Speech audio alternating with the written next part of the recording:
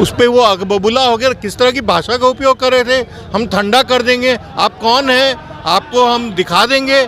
ये मुख्यमंत्री की भाषा नहीं है, ये अमर्यादित भाषा शोभा नहीं देता है। लेकिन उनकी एक आदत हो गई। आज आपने देखा होगा सीरीज उम्र का असर है या कुछ और है? एक के बाद ऐसे घटनाएं हुई जिसमें वो अपना आपा खो दिए हैं। एक मुख्यमंत्री अगर आपा बार बार खोता है, ये शुभ संकेत। लगातार हो रहे बहालियों में देरी को लेकर बिहार सरकार को घेर रहे थे अभी 4 एमएलसी हैं। सर क्या कुछ कहेगा? लगता है नीतीश कुमार जी से जो बेरोजगारी का वादा है वो लगता है पूरा नहीं हो पा रहा। देखिए, जब जब वो एनडीए के साथ रहते हैं तो उनकी कथनी और करनी कुछ और होता है, जब पलटी मारते हैं तो उनकी कथनी करनी कुछ और हो जाता है।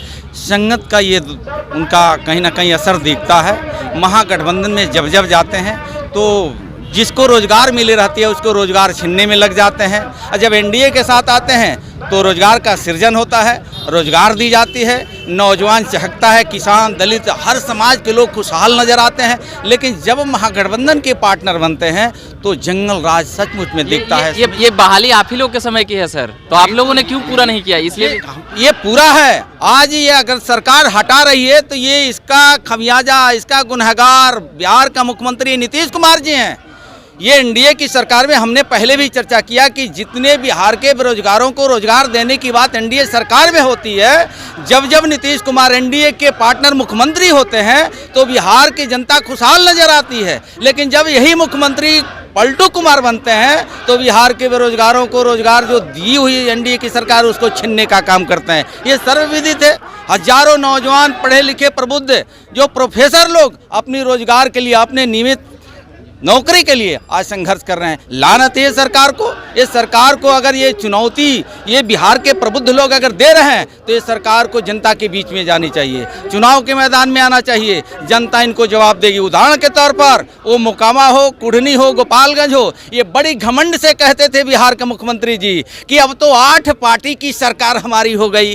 अब 8 पार्टी की सरकार में जनता कुढ़नी में बताई, आए बिहार के मुख्यमंत्री नीतीश कुमार जी, 8 पार्टी नहीं 10 पार्टी से आप गठबंधन कर लें, आपके नेतृत्व में बिहार चलने वाला नहीं है। बिहार की जनता 13 करोड़ जनता इनको जवाब देने के लिए तैयार है। जब भी जनता के बीच में जाएंगे इनको माकूल जवाब जनता देगी। मुझे लगता है कि बिहार के प्रबुद्ध जो प्रोफेसर हो, वकील हो, डॉक्टर हो, इंजीनियर हो और साथ साथ किसान, दलित, सर्व समाज के लोग, छात्र, नौजवान सभी लोग परेशान हैं। ऊब चुके हुए बिहार की जनता के बिहार से कब नीतीश कुमार जी खाली करते हैं। देवेश जी, आज नीतीश जी गुस्सा हो गए। ये तो कह रहे हैं बिहार की जनता उब चुकी है, मगर नीतीश कुमार जी आप ही लोग को बोल रहे थे कि ये जो कर रहे हैं आप लोग काफ़ी अलोकतांत्रिक और काफ़ी गलत तरीका कर रहे हैं विधानसभा में। देखिए, अल्बर्ट पिंटो को गुस्सा क्यों आता है? एक पिक्चर आई थी बहुत पहले, उसमें नसीरुद्दीन शाह थे। उनको गुस्सा क्यों आता है उसका वजह बताया था। नीतीश जी किस बात पे गुस्सा होते हैं आजकल हमको समझ में नहीं आता। अगर सदन में लोकतांत्रिक तरीके से कोई पार्टी, कोई राजनीतिक दल अपनी बात उठाता है तो उसमें सदन का जो मुखिया होता है आग बबूला हो जाए, ये क्यों होता है हमको समझ में नहीं आता। माननीय नेता जो विधानमंडल दल के नेता हैं विजय सिन्हा जी, उन्होंने एक बात उठाई और बात उठाई कि छपरा में जहरीली शराब से रात में 17 लोग मारे गए और ये संख्या बढ़ रही है। और उन्होंने कहा कि हम कार्य स्थगन प्रस्ताव लाए हैं और बाद में ये विधान परिषद में भी आया कि सभी कार्यवाही को आप स्थगित करके इस विषय पे आप चर्चा करें। ये एक जायज मांग थी। उस पर वो अगबबुला हो गया। किस तरह की भाषा का उपयोग कर रहे थे, हम ठंडा कर देंगे, आप कौन हैं, आपको हम दिखा देंगे। ये मुख्यमंत्री की भाषा नहीं है, ये अमर्यादित भाषा शोभा नहीं देता है। लेकिन उनकी एक आदत हो गई। आज आपने देखा होगा सीरीज एक मतलब कई सारे एक के बाद ऐसे घटनाएं हुई जिसमें वो अपना आपा खो दिए हैं। एक मुख्यमंत्री अगर आपा बार बार खोता है, ये शुभ संकेत नहीं है। उम्र का असर है या कुछ और? उनको इस्तीफा दे देना चाहिए कायदे से। शिवानंद तिवारी जी ने कहा कि उनको अब समय आ गया एक आश्रम में जाके वहाँ पे एक शांतिपूर्वक जीवन व्यतीत करना चाहिए। उनको वो उनके जो सलाह है शिवानंद तिवारी जी की, उसकी सलाह को मानना चाहिए और इस्तीफा देके वो आश्रम में चला जाना चाहिए। क्या कुछ कहिएगा सर? लगातार बेरोजगारी यहाँ पर देख रहे होंगे कि प्रोफेसर हों, शिक्षक हों या फिर कार्यपालक सहायक हों या फिर विश्वविद्यालय अतिथि सहायक प्रबंधक हो, ये तमाम लोग लगातार हमलावर हो रहे हैं। नीतीश कुमार तक आवाज़ नहीं जा रही है या सुनना नहीं चाह रहे हैं? ये अराजकता का संकेत है और नीतीश जी का अपना दिमाग काम नहीं कर रहा है। उनके दिमाग की चाबी एक ललन सिंह के पास है और दूसरा तेजस्वी जी के पास है। आई दोनों उनके दिमाग को बंद कर दिए हैं, इसलिए उनको बोलने की क्षमता, सुनने की क्षमता सब समाप्त हो गया है। वो क्या बोल रहे हैं उनको खुद याद नहीं है। जिस तरह से आज विधानसभा में अमर्यादित बात जैसे लगा किसी नुक्कड़ पर कोई अपराधी बोल रहा है या बिहार के मुख्यमंत्री की भाषा या अशोभनीय है।